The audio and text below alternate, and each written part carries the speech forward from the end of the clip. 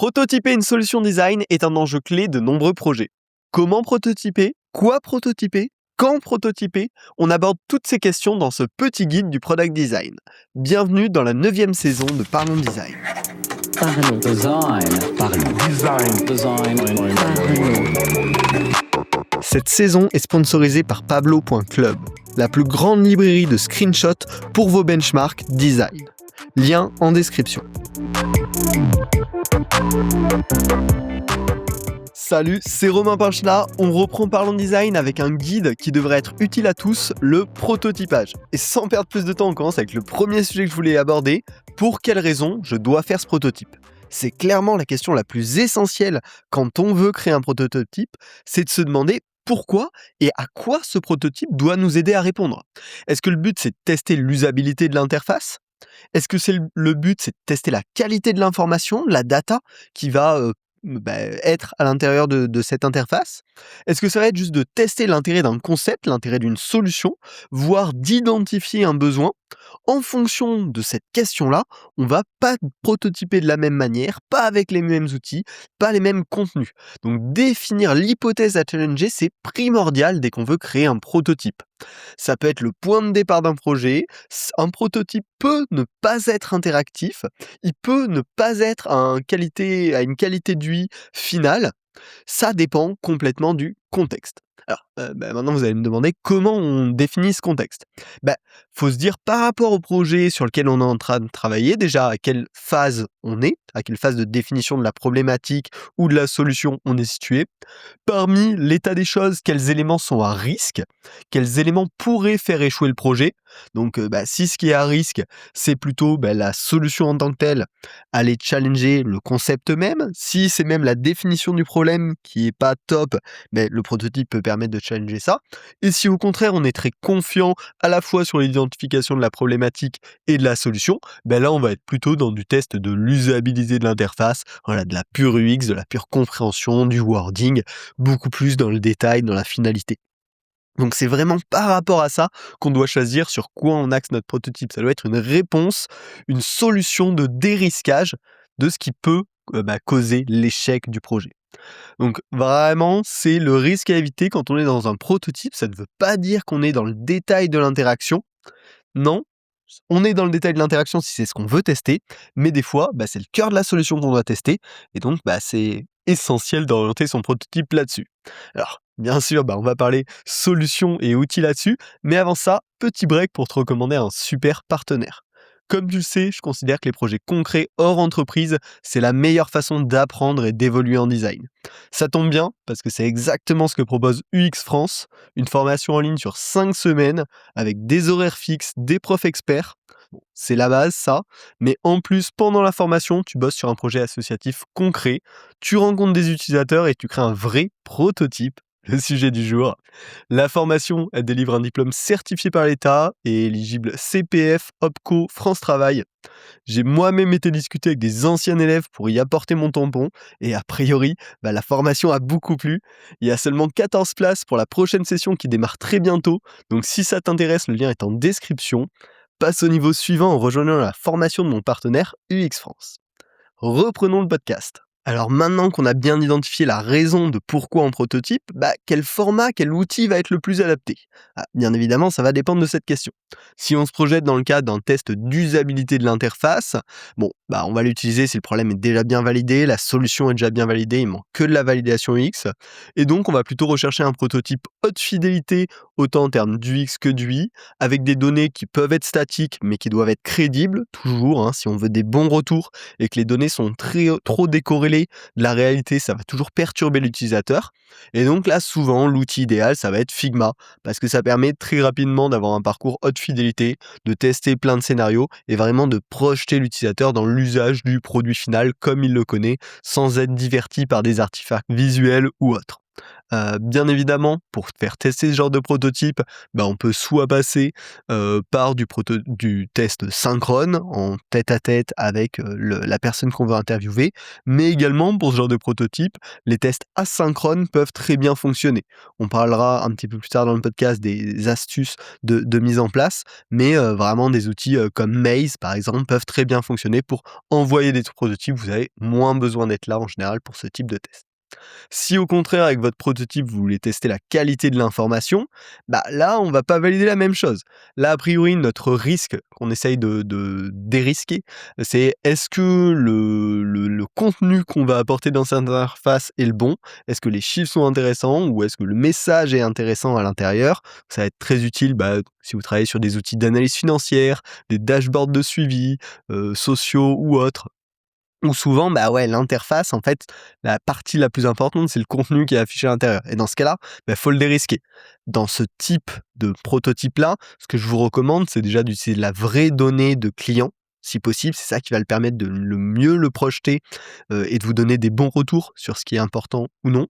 Et dans ce cas-là, lui peut être un peu moins importante parce que finalement, c'est plutôt du détail d'accompagnement de l'expérience que l'expérience en tant que telle. Donc dans ce cas-là, je vous recommande pas d'utiliser Figma. Je vous recommande, moi, l'outil qui fonctionne très bien dans ce cas-là, c'est Google Sheet, assez basiquement, hein. Vous pouvez le tweaker un petit peu pour que lui de la Google Sheet ressemble un peu à votre interface, même si le cœur sera juste un pur tableur. Mais ça permet souvent de tester très facilement avec des chiffres réels, de pouvoir même effectuer des petits calculs, afficher des graphiques ou autres, et vraiment de tester purement la qualité de la donnée. Dans les outils plus modernes, on a bien sûr tous les outils IA, type Lovable, qui permettent de créer des interfaces en termes d'UI plus travaillées, avec un petit peu plus d'interaction, basées aussi sur des vraies données, si on leur donne ces vraies données. Donc voilà, ces 2 outils peuvent faire le travail. Et là, souvent, par contre, il va falloir faire du user test en live, où on est avec le client, où il va pouvoir nous expliquer comment il lit ces différentes données, qu'est-ce qu'il en comprend, qu'est-ce qui lui manque, quels éléments d'information il cherchera à retrouver également dans l'interface. Et c'est une très bonne manière d'itérer aussi, parce que ces outils sont très flexibles et on peut itérer très vite. Si on se retrouve dans le dernier cas qu'on a un peu identifié tout à l'heure, quand on est vraiment en amont, on veut tester l'intérêt du concept, là, dans ce cas-là, souvent, il n'y a pas besoin de prototype dynamique. Des écrans statiques peuvent très bien faire le travail. Parce que là, on va plutôt être sur un enjeu de savoir est-ce que le problème a bien été identifié ou on a un univers de solutions large et on aimerait prioriser plutôt une direction qu'un autre. Donc, quand on va vouloir conceptualiser une feature innovante, on va plutôt un objectif de estimer l'intérêt de l'utilisateur, identifier la meilleure hypothèse et très souvent, moi, les meilleurs prototypes dans cette situation-là, c'est plutôt un slide deck ou même juste des screens statiques que je vais partager en partage d'écran. Ça fonctionne très bien. Derrière, là, vous allez vraiment pouvoir faire de la user interview, d'étude de la compréhension, de réaction à des concepts variés, de réaction à un pitch.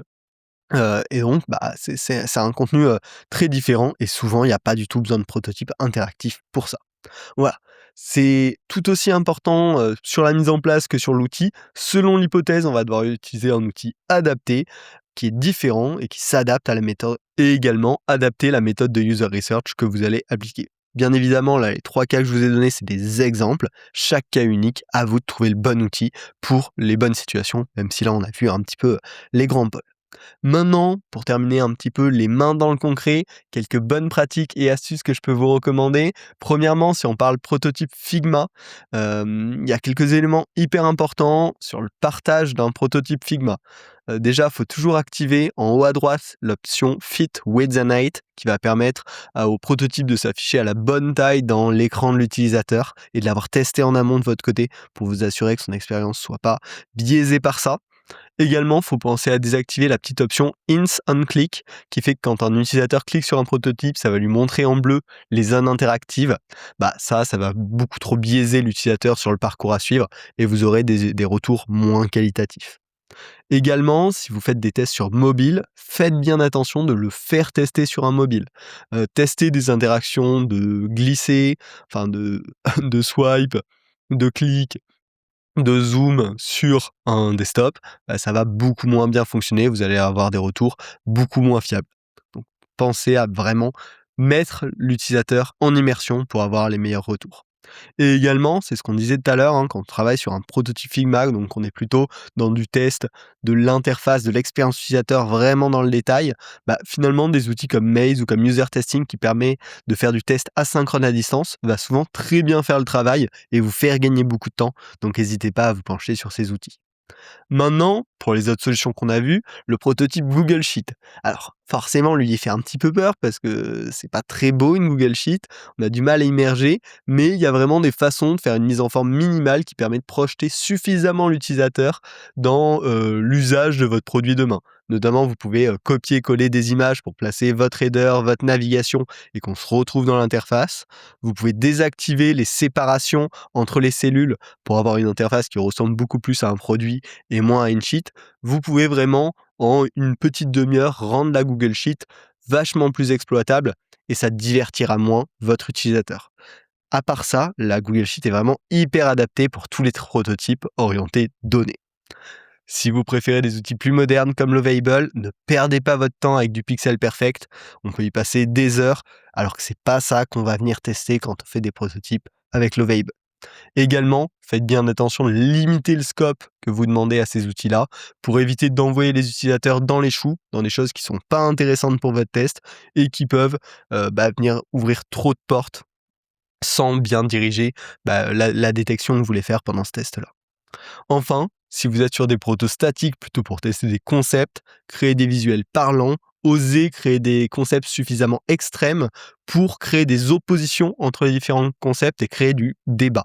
Le but, quand on est sur une user research très en amont avec des prototypes comme ça, c'est plutôt de créer de la réaction, c'est de trouver les éléments très spécifiques de chaque concept qui parlent aux utilisateurs, qui créent de la différence, et c'est pas de créer une solution qui va être acceptée directement. On va tirer beaucoup plus de valeur d'avoir les concepts un petit peu extrêmes et de les faire challenger pour ensuite pouvoir se recentrer sur une solution plus cohérente, plus à même de s'apprêter à la réalité. Bref, ce que je voulais vous partager à travers ce podcast, c'est qu'un bon prototype, c'est un prototype qui répond à vos doutes, qui répond à vos questions. C'est pas juste un super prototype Figma pour terminer une phase de design. Loin de là. Donc, j'espère que cette proposition vous intéressera ou à minima vous fera réfléchir et vous emmènera sur d'autres sujets. Ça a toujours été le but de ce podcast, pas de donner des vérités, mais de donner des pistes de réflexion. Donc j'espère que ça vous plaît. Plein de nouveaux formats sont à venir là sur la saison 9. Donc restez, suivez le podcast, simplement abonnez-vous si c'est pas encore le cas. Et si vous êtes là depuis longtemps, n'hésitez pas à partager le podcast autour de vous. C'est super précieux, c'est ça qui permet de le faire grandir. Et si jamais vous voulez pas le partager, vous pouvez laisser une petite note 5 étoiles et un petit commentaire. Forcément ça motive à continuer le podcast et ça permet de le faire monter dans les classements. J'espère que l'épisode vous a plu, on se retrouve la semaine prochaine pour un nouvel épisode. Salut. Parlons design. Parlons design. Parlons